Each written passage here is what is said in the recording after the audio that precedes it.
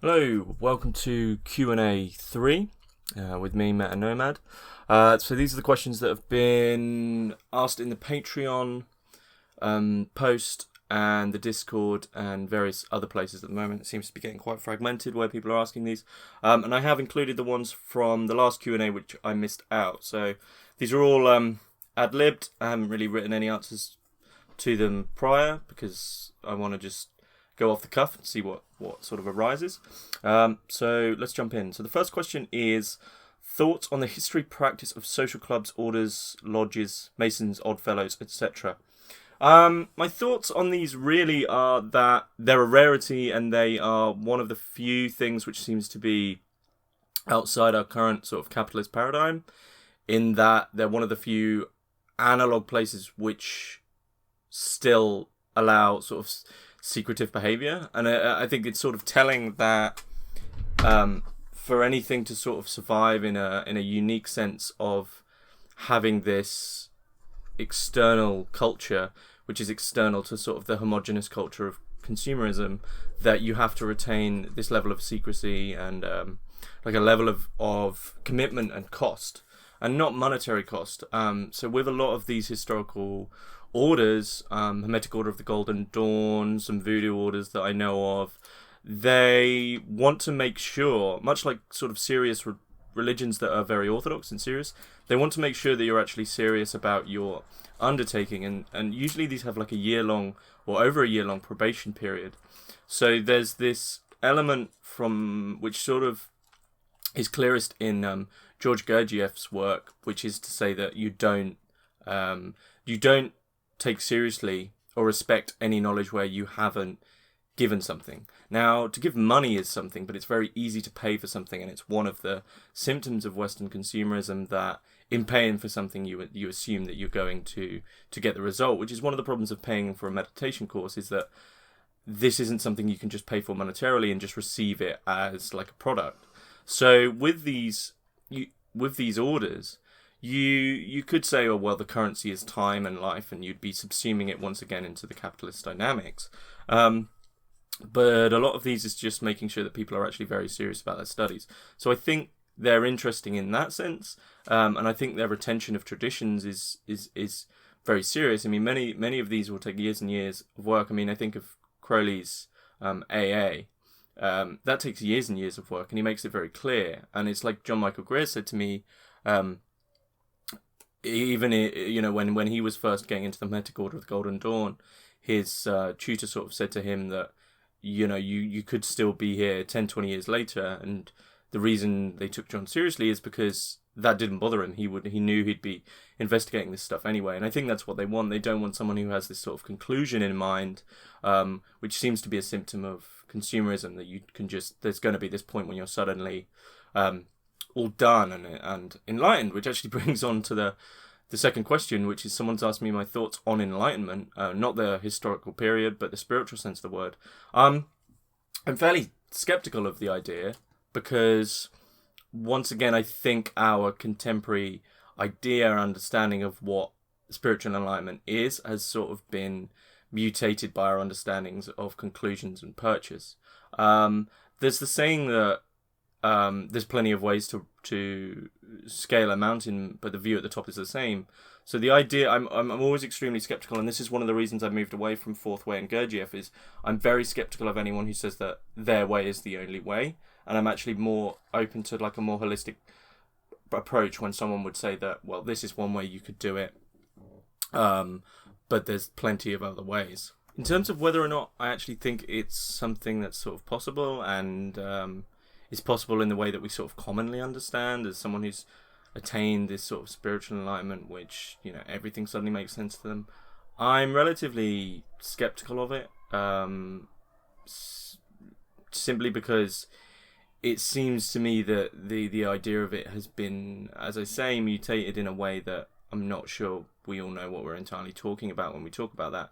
And the idea that you're ever going to really, truly be done, unless you stick to a really relatively rigorous system which has, clear conclusions, isn't something that you find in many ancient traditions who would argue that you're always on the path. So Buddhism, Christianity, these aren't things that you suddenly stop praying as if you've reached a terminal level of faith.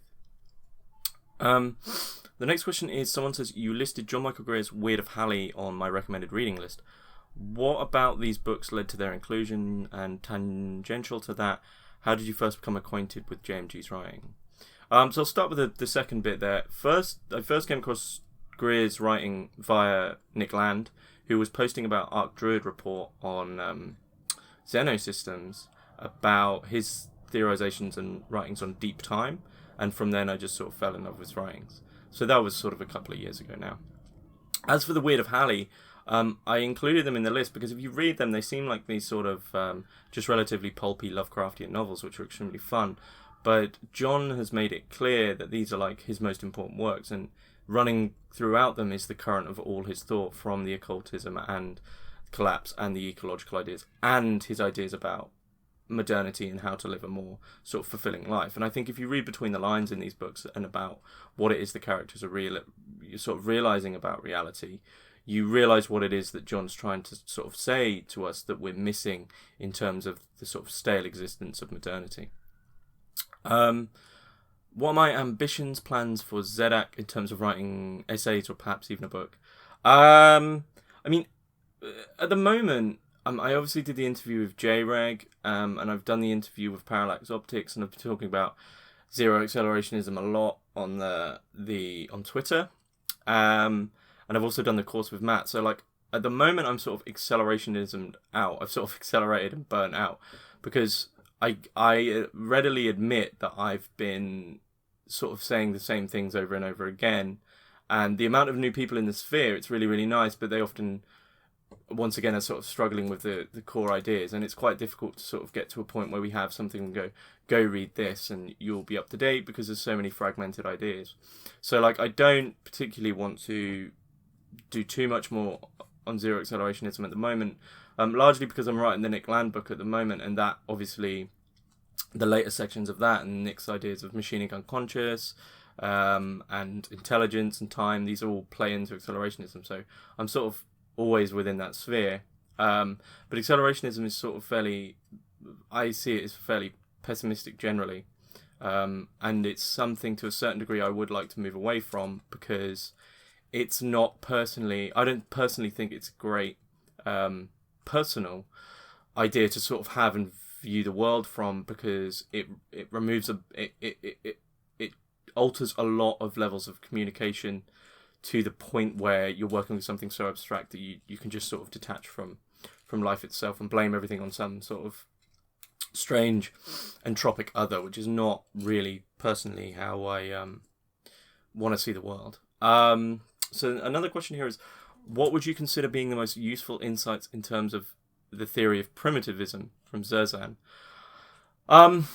There's a few sort of tucked away, but I think you'd be best finding the more useful stuff in writers like Rand Priere, Greer, John Taylor Gatto, Ivan Illich, Ted Kaczynski, even though Kaczynski to a certain extent is sort of somewhat sympathetic to primitivism in a certain degree, but obviously he has his famous criticism of it.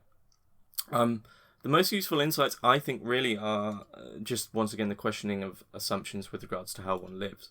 So the idea is abhorrent to people because it's so not, in quotation marks, normal. So from primitivism, the reaction of primitivism to some form of existence outlines a form of normality and modernity that which we've all become so complacent with. The very idea of primitivism just seems absolutely absurd. And of course, well, as Zerzan and other primitivists make clear, well, in terms of human history, which, you know, the current iteration of evolutionary man is 200,000 years old, roughly.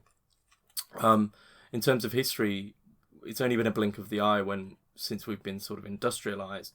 And prior to this current iteration of man, we've been living, you know, for the majority of our life as primitivists would. So this is something where I think it's a real questioner of your assumptions with respect to what you consider normal. And what you consider normal is basically just what you've been born into, which of course you're going to consider that normal. But you need to have an understanding wherein you need to see where in the cycle you are. And obviously, I think that we're nearing the end of certain cycles and entering into something that's not going to be all that great. Three, well, not three, but three for this person. What guest would you want to see on your show at the moment that hasn't been on? I mean, obviously, there's tons and tons of guests that I'd like on as people, as figures. So, I would quite like to have Alexander Dugin on, but obviously, there's the risk of sort of cancellation via that, and YouTube being very funny about his name. I'd love to have Zizek on, but he's quite hard to contact. But the bigger thing for me is actually finding people who know about more obscure figures. So I've got the episodes on Thomas Carlyle, and I recently, just yesterday, had the one released on Choron, and the one on Junger on Tuesday. And I've got one coming up on Joseph de Maistre. And for me, the bigger thing is finding people who are scholars in these extremely niche figures, because that's what's more important to me than having someone on who's really well known, is actually finding someone who can help other people out in terms of accessibility when they're very interested in a figure but don't really know where to start and would like a foothold. And that's what a lot of my conversations, I think, are doing, is saying, well, you've obviously heard of this figure, but you know, here's an episode which will give you the grounding. And one of the interesting things when I email a lot of these scholars is that they're really, really excited, not for the fact that they get to talk about, obviously, the figures that many of them have worked their entire lives on, but because they're extremely surprised in the fact that, in a popular sense, it's just a public podcast. People are genuinely interested on a sincere level just to listen and learn about these figures in a non-academic sense.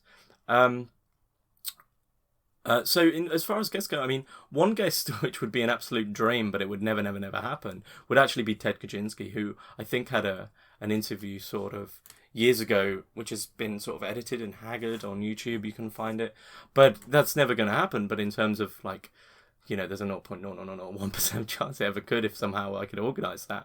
But I just don't think it would ever happen. Do you think that occultism and esoteric religious traditions ever can become mainstream or widely adopted? Yeah, I mean, of course they can. To a certain extent, I think at a certain point in history, Christianity would have been understood as a sort of an esoteric tradition when it was still battling with the mainstream view of paganism. And at certain points in time, Druidry would have been mainstream religions. And at a certain point in time, Thelema was relatively mainstream.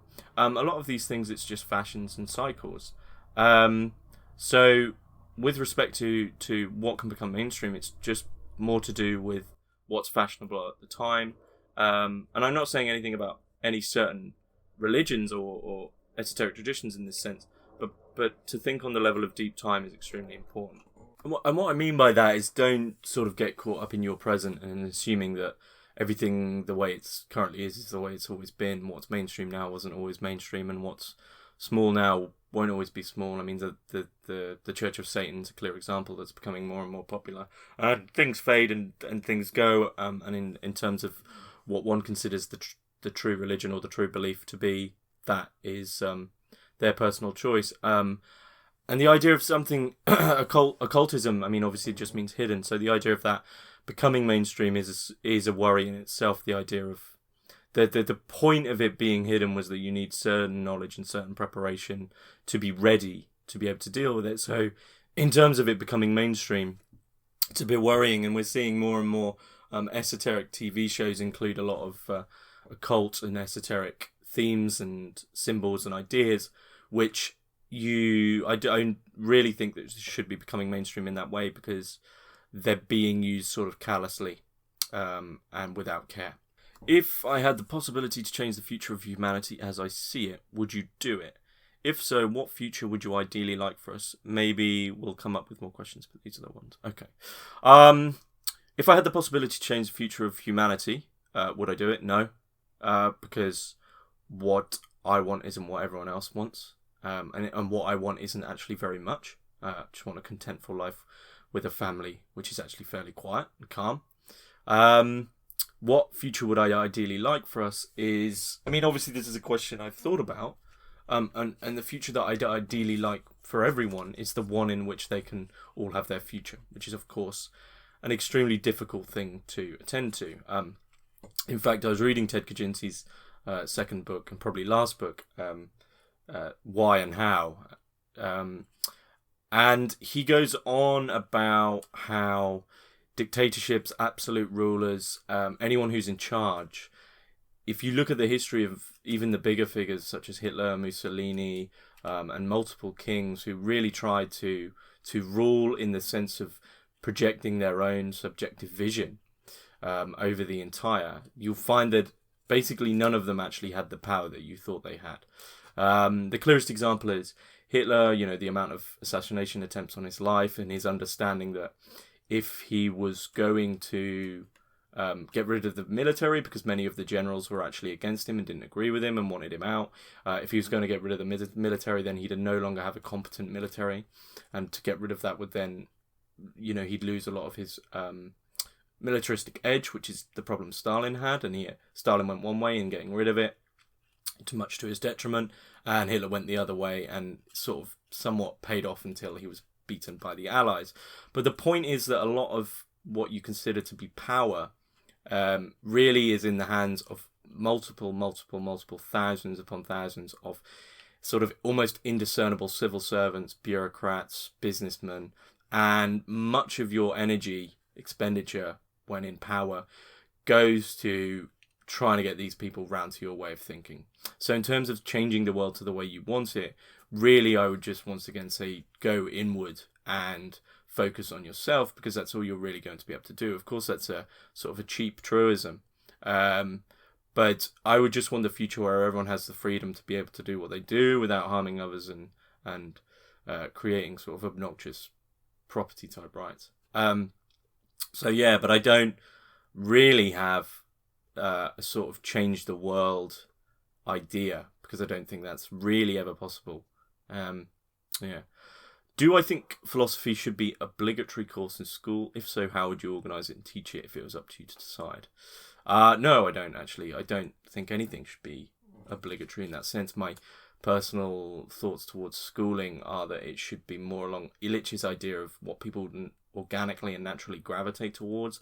They then coalesce in groups and sort of autodidactically learn within these organically formed groups, as opposed to a sort of forced thing. There's obviously this idea that everyone should be taught philosophy as a way to, live a better life and a more fulfilling life and a more moral life. But of course, there's a question then of, in what sense are you teaching philosophy, and which philosophers are you teaching, and what philosophies are you teaching?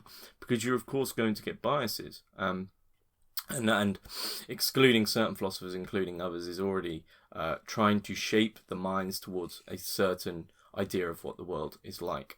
So really my gripe with that is any obligation. I'm fairly against the education system as it is now. But I do think it should play a bigger part in society again. I mean, there used to be, it's only relatively recently, I would personally argue it was actually the famous Bergson-Einstein moment, post that moment when Bergson and Einstein had a debate about time, and Henri Bergson, the philosopher, sort of famously lost quite badly. It seems to be since then that the detachment from science, from philosophy, became fairly absolute, and scientists no longer took what philosophers were saying seriously, but philosophers still took scientists seriously. Prior to this, of course, everyone sort of seems to have learnt from each other, and you look at any many of what we now consider to be philosophers. I mean, the two most famous examples are Descartes and Leibniz. If they were to be born now and to theorize on what they were philosophically theorizing on now, they would be considered more in the line of mathematicians and scientists than they are philosophers. And I think that's more what's important, is the idea of philosophy entering into other subjects. Thoughts on Terence McKenna, Tim Leary, Robert Anton Wilson, and their role in the psychedelic countercultural revolution, mysticism, futurism, novelty theory, and the cyber-technosis. Okay, I've got to sort of go through them one by one. Terence McKenna is one of these psychedelic anomalies. So really, the thinkers and theorists of like psychedelic culture who've come to interesting conclusions or have perhaps written interesting things from their drug journeys. I'm thinking William S. Burroughs, Terence McKenna, as you've stated, Robert Anton Wilson to a certain extent, Philip K. Dick, Burroughs, I think I already said. Nick Land. These are outliers, and actually my sort of argument and trajectory of this thought goes.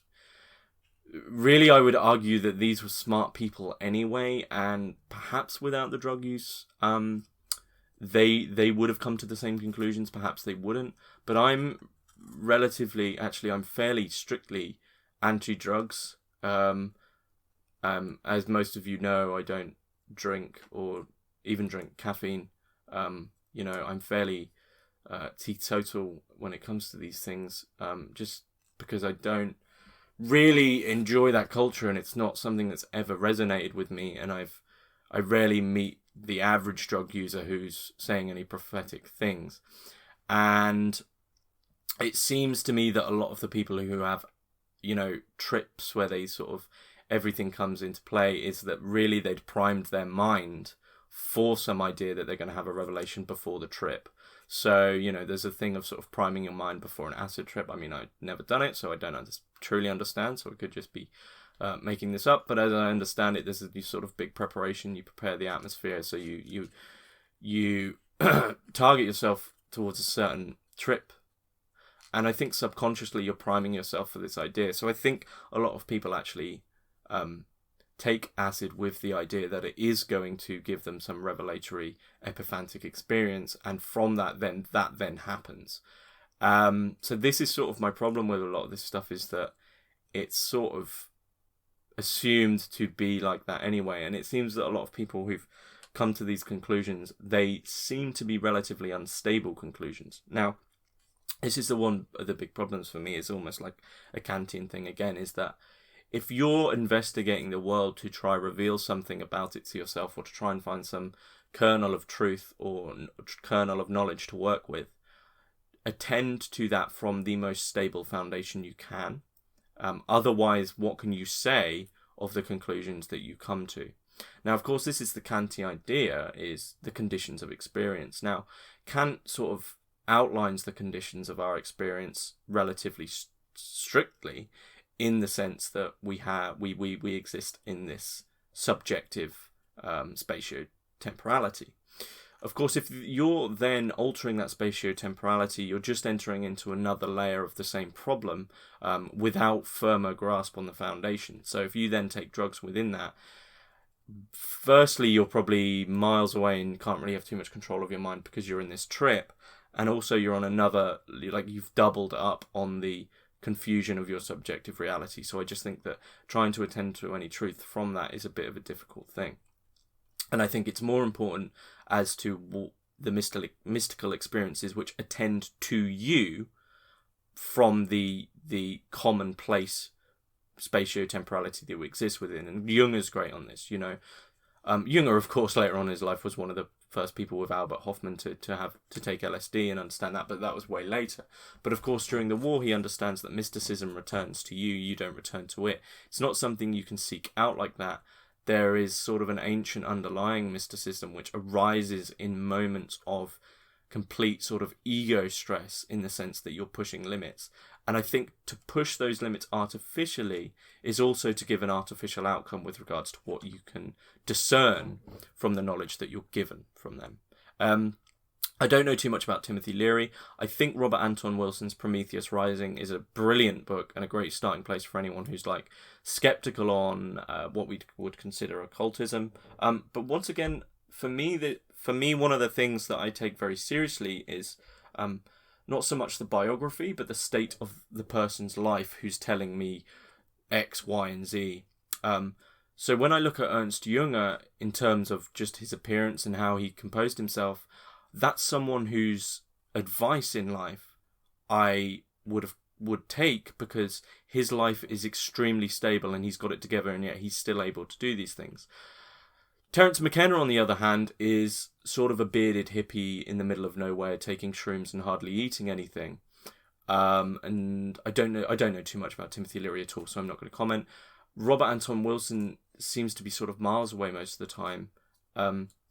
So these aren't people who would say, well, why should I take your advice if taking your advice has led you to this position? And actually, this is going to annoy a lot of people, but this is actually one of the same reasons that I'm very skeptical of Marx is because that his life was an absolute mess.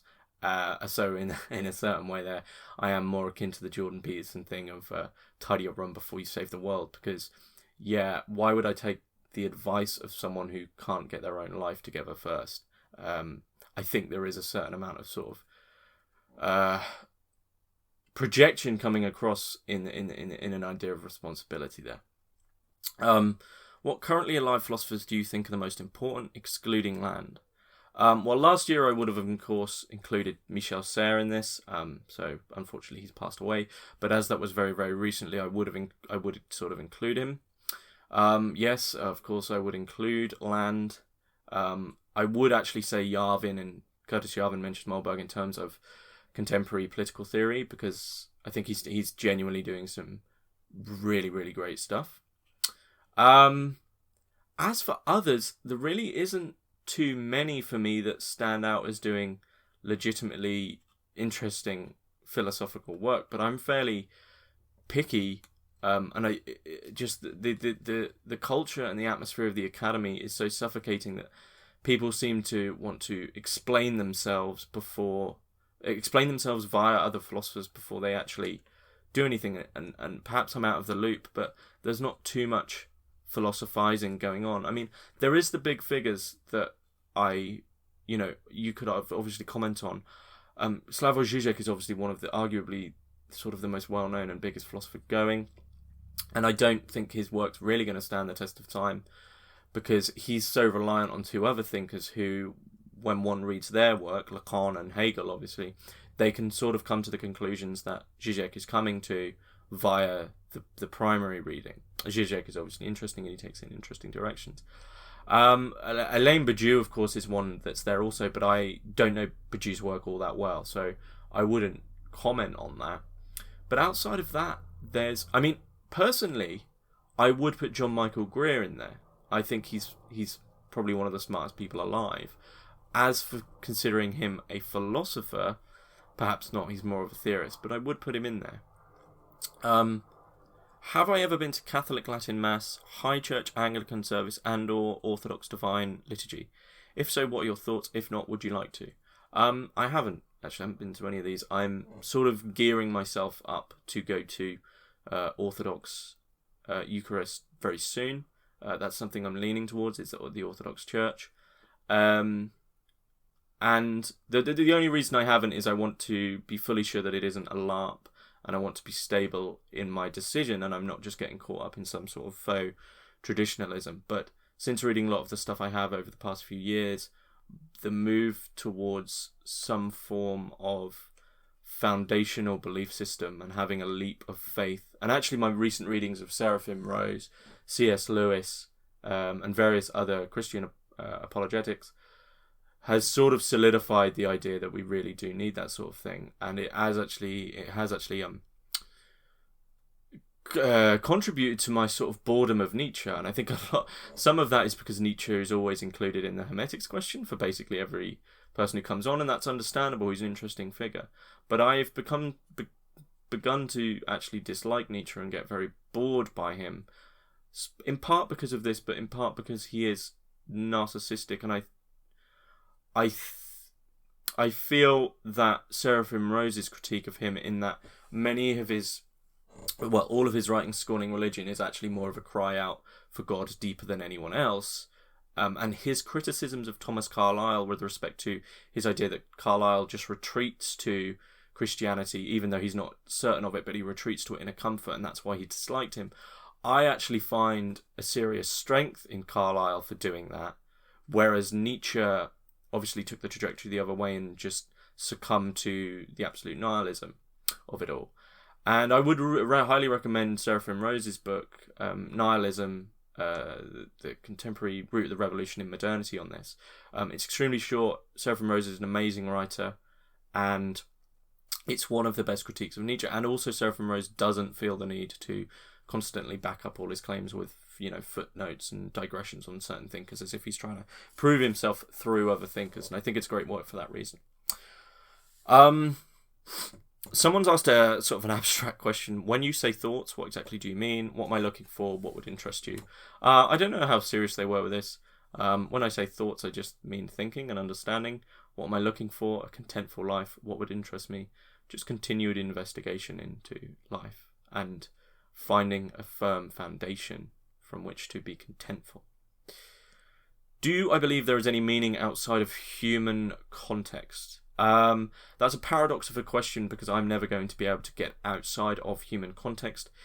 Even if you could prove that one could attend to something which was outside of a human context, you would still be attending to that thing from a human context, which by its connection and communication to you is already being changed by it being communicated to you, and you're communicating with it from a human context.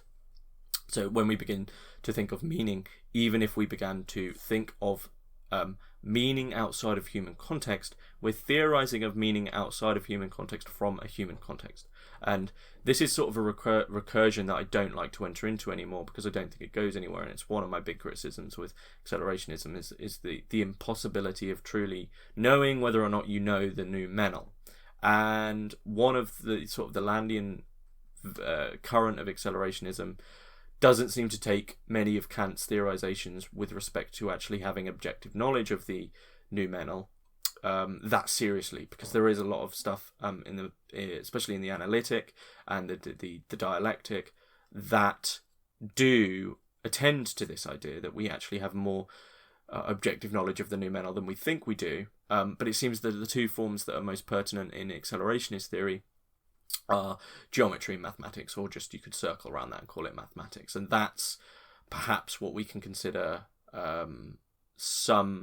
if you were to begin to understand a meaning outside of human context, I believe you would have to begin from mathematics.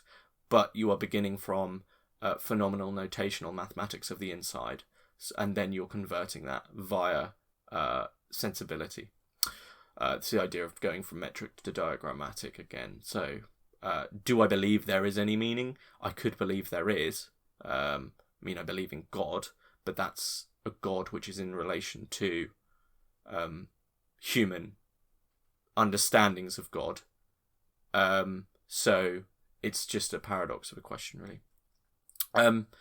Has my Deleuzo-Landian understanding of humanity being assemblages of machinic couplings being puppeteered by forces from the outside to bring about capital expansion impacted your feelings on bringing children into the world?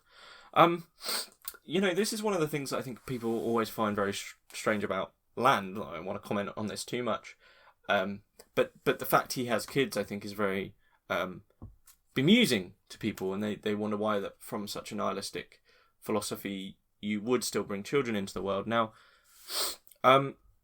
my understanding of Land, with respect to Deleuze as well, because it's always there, I've come to realise in recent weeks, since sort of finishing the first draft of this Land book, is that I'm always in conversation with Michel Serres, which is something that took me a long time to realise. Now, Michel Serres' philosophy of communication is becoming more and more important to me, in the sense that when you say has a Deleuzo-Landian understanding of the world sort of affected my understanding of what I should do in the world, that in terms of Michel Serres' theorizations of communication would be me attending to the entire world from one level of communication.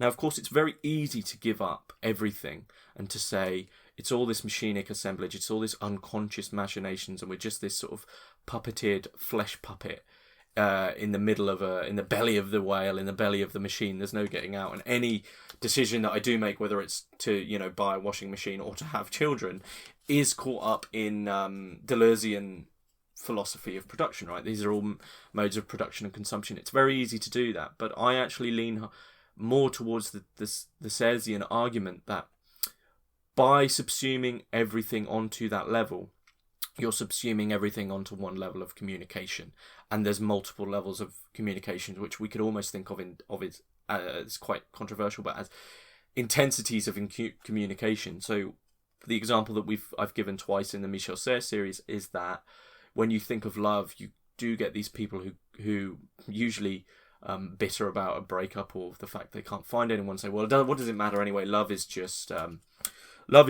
chemical communications in the body. It's atoms moving, and that's one level of communication. But when you fall in love with someone as a human, that's a completely different level of communication. And whether or not one affects the other is important, and that's its own level of communication and understanding.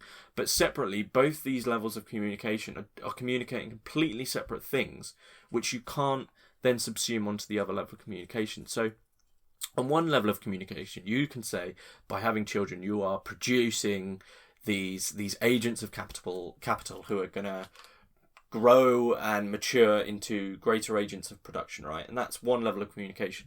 But on another level of communication, you can still understand yourself as a human who, within a certain level of communication, is going to have children who are going to bring them a more fulfilling life and bring them lots of love and joy into the world. And I don't personally, though many people would probably disagree, I don't think these are actually incompatible. They're simply separate levels of communication. As for whether or not I want to bring children into the world, yes, I do, because the sort of relatively recent, there's two sort of strains of this, but the relatively recent covert undercurrent of antinatalism, which seems to be running throughout young people, I find extremely abhorrent, actually. So one level of this is the sort of the transhumanist argument that we can sort of design children and everything's going to be grown in vats, or it's all going to be virtual in a certain sense. I find that horrible and against nature. And the other level is the idea that because the world's not going so great that we shouldn't bring children into it. Now that argument, my main problem with that argument is that you're attending to that argument from a theorization of modernity you don't realize you're attending to, right? So by saying, oh, the world's really bad, no one can sort of ignore the fact that the economy's going to crap, there's going to be resource problems, many fundamental traditional values are being stripped away minute to minute, and the data economy is accelerating at just an unforeseen pace, and people's minds are getting fried for attention span. Now, that idea is to say that it would be an ethical decision to bring your children into the world if it wasn't like this. That theory is attending to an idea that there is ever a normal state of reality in the world and of existence. As if there is a certain point and you go, right, the world's good, let's bring children into it now. Well, the world works in cycles and there's nothing new under the sun. So there's not going to be some certain point where you can go, right, now is a really good time to bring children into the world, because, not to sound too edgy, but there's always suffering and there's always pain. They're parts of life. So attending to the idea that you shouldn't bring children into the world because the world is bad, well, you're never going to have a point when you should bring children into the world, because you're believing in the idea that modernity can get rid of all of that, and it apparently did. What doesn't help us here is that since sort of post-war Western world has been, even though I don't like his philosophy all that much, a Hegelian anomaly. And what I mean by that is to say that there's this point where Hegel is quoted of saying, welcome back to history. And this is how I feel with coronavirus and much of what's going on now, and we're noticing these big changes in history, is that welcome back to history, things change and there is big things that happen. We're not immune to history, but we seem to have had this sort of democratic immunity to it for the last sort of 80 years. And obviously, there's the infamous end of history book. Now everything's this democratic, idyllic idea of what a world should be, and we finally exited the horrible change of wars and violence, etc., etc. Well, we haven't changed that, and we're going back into it. And to say you shouldn't bring a child into the world because everything's machinized and awful, and there's a lot of bad stuff, is just to say that you wouldn't put the effort into trying to help your child find a footing in the world, even though the world's always going to be, the world's never going to be perfect. So the people who have this idea that they shouldn't bring their children into the world because it's bad are basically just, they have faith in progress, and they've believed progress has gone wrong, and if it hadn't, they should have brought children to the world. Well, that's not how it works. So yeah. On the deepest level you are aware of, feel comfortable talking about, what motivated your interest in philosophy initially, and has this changed over time? So my trajectory with philosophy I can sort of put down to a few thinkers who have been my reading obsessions over the years. So when I was around 15, 16, I was obsessed with Kurt Vonnegut, who's the subtle philosophical notions in his work, and I think I found a lot of hope in his work at that age. From there, I moved to Albert Camus, who's, a relatively accessible philosopher and sort of got subsumed into the absurdist vision of the world for a while.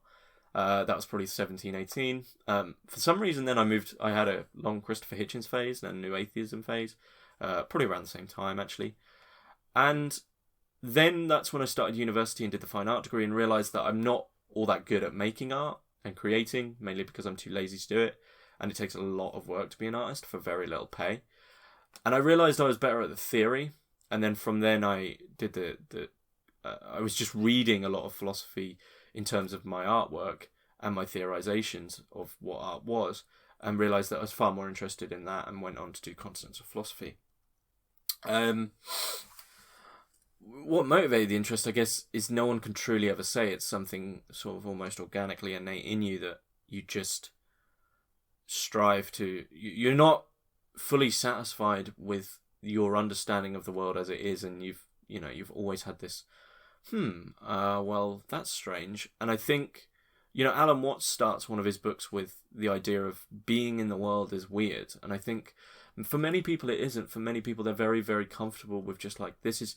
And I think I'm almost envious of this view, by the way, the idea that they don't actually investigate life. And of course, the unexamined life isn't worth living. But the unexamined life is worth living because it isn't examined, because these people are so contentful.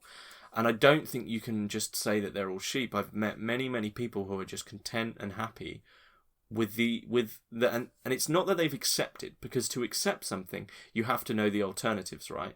To accept that this life is as it is and couldn't be any other way, you would have to have investigated the other options. So this isn't an acceptance, it's just like an a priori contentfulness with the world, and to a certain degree I'm envious of that.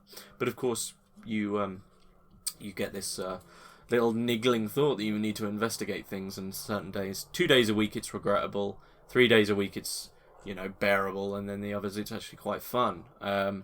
But I would be lying to say that there isn't days when I wish that I had never gone down the path of philosophy. And I think you'd be hard pressed to find a philosopher who doesn't, because on a lot of the time you want to just be content with life.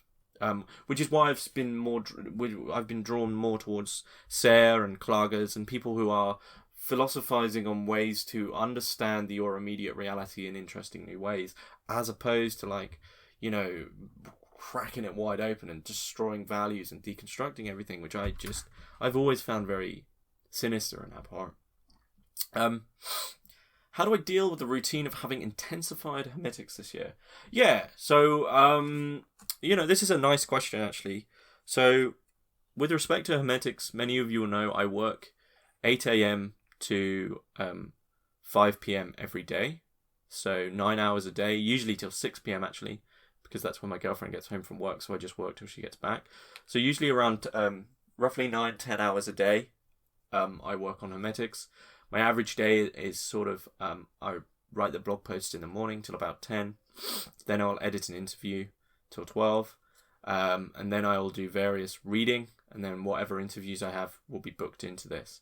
And there's other bits and pieces. Now, how I've dealt with it is just to keep extremely, extremely organised to the point where my day is put into sections of 6, the Iron Laws of 6, which I actually put a screenshot of my organisational calendar in the Discord for anyone who's interested in that. It's just to keep extremely organised and not get distracted, and to do things in these small blocks works very, very well for me. I am actually at the point where I have enough work. Many of you will know that I actually have enough interviews edited and scheduled, as in they're all uploaded and scheduled for the start of November. And I actually have 4 more not edited and produced. So I basically have interviews till the end of the year now, which is why some weeks I'm going to be releasing 2, because this isn't exactly needed. But if you think about it in this way, this does give me a huge buffer to produce other content. If something goes awry, if an interview gets cancelled, it gives me a buffer, and it's a very comfortable buffer. But it also means I could produce, special episodes for Christmas and things along these lines. So, that's going on. But I'm working on the land book, and I'm working on the new lecture series, which will be out, sort of released once I've sort of figured out the details of the land book. I'm still slowly working on the transcriptions, but that's really not a priority. And I did offer that as a Patreon um, reward, and it will come eventually. But just to know, once the land book is released, because I offered the book of transcriptions, everyone who is a $5 patron or who was a patron will get a free ebook of the land book, because that's fair. It's fair. But in all honesty, I'm at the point where if I had the money, I would pay for a virtual assistant, because there's that much of a workload. Hermitix is now, in the past month, it's kicked into the second gear of expansion. So I was sort of on YouTube and Twitter, the few months since I started, averaging sort of 200 to 300 subscribers a month, and now it's sort of hitting 400 to 500, and obviously that's exponential. It just keeps growing bigger and bigger, and more and bigger people are seeing it, and the views, the videos are getting consistently more views week in, week out. And basically, I'm not really going to change much. The only things I consistently look into with respect to what I'm producing is how can I actually cut away more. So one thing I'm thinking of doing is, obviously at the start of each video I say something along the line of, this week I'm joined by blah blah blah. And I've actually realised that that's fairly superfluous, because the start of any interview is me saying, I'm joined by this person, let me, tell me a little bit about yourself. So I'm actually repeating myself. So I think soon I'm going to remove the introduction and just say, if you want to support me on Patreon, please do, because it's not needed. So my argument for what makes actually a good business is less. Less is more. And any business or private company that's changed things over the years is usually destroys themselves by doing so. If you have a working product, just look at refining that working model, and don't overcomplicate it, which is not what I want to do. And so many podcasts are just filled with utter crap. It's so frustrating. Like, people link me things, and they've got a 2-minute. I mean, I've gone on about this before, I know, but they've got a 2-minute sort of dubstep intro, and then they are on about subscribing, adverts, subscriptions, blah blah blah, and that is not my ethos. It never has been, and I think it's an awful ethos, because it's very clear to the viewer and the listener what your agenda is. Your agenda is not the content. You're using that content to get something else. Now, of course, I'm not going to deny that my content brings me my income now, but the content comes first. There won't ever be ads, and I made sure. There was some recent comments on the video saying, oh my god, can you chill down on the adverts? And every time I've done adverts on YouTube, I go to the advert section, I unclick non-skippable ads, and basically what happened was, for a long time there was only adverts pre-roll, so that's at the start. And I always made, and what happened was YouTube sort of upgraded how well I can monetize things, and they made it so I was allowed to have mid-roll, which is when there's like adverts every 10 minutes or even 5 minutes, right? I didn't choose they just automatically applied that to all my videos. And basically I was not very happy about it, but I've gone through and unclicked them all. But it seems recently they might have actually removed the possibility for adverts on my videos anyway. YouTube isn't my biggest thing anyway, so it doesn't matter to me. Let's see what else is going on with regards to intensified hermetics. So the plan is to get the land book out within sort of 2 months. Which is going to be a push, but I like the pressure. It's to give yourself deadlines. I definitely want the fucking thing out before Christmas, because it's been sort of just on a weight on my shoulders for like 3 years now.